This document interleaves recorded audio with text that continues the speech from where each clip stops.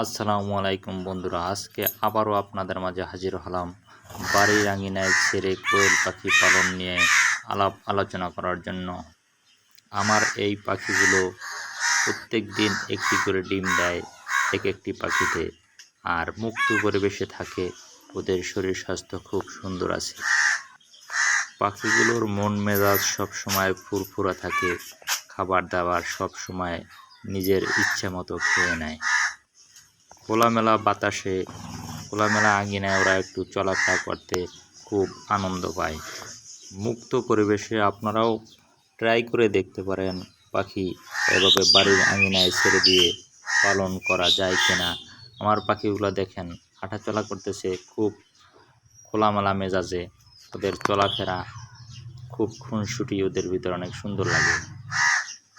এই পাখিগুলো ডিম পাড়তে পারতে ওদের শরীরের অবস্থা খারাপ হয়ে গেছে, তারপরে ওরা ডিম পাড়তেই থাকে।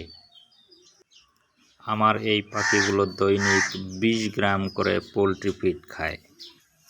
পাখিগুলো দেখতে অত্যন্ত সুন্দর এবং সুস্বাস্থ্যের অধিকারী।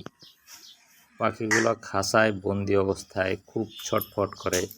যখন ওদেরকে ছেড়ে দেই মুক্ত আঙিনায়, তখন ওরা খুব আনন্দ ফুর্তির ভিতরে সময় কাটায়। ওদের সময় কাটানোটা মনে হয় যেন এক আনন্দ হিল্লোল পরিবেশ, যা ওদের মনের ভিতরে খুব আনন্দ দেয়। কোয়েল পাখির সাধারণত রোগ শোক কম হয়ে থাকে। ধন্যবাদ বন্ধুরা, আজকে এ পর্যন্ত, আবার দেখা হবে। সবাই ভালো থাকবেন, সুস্থ থাকবেন।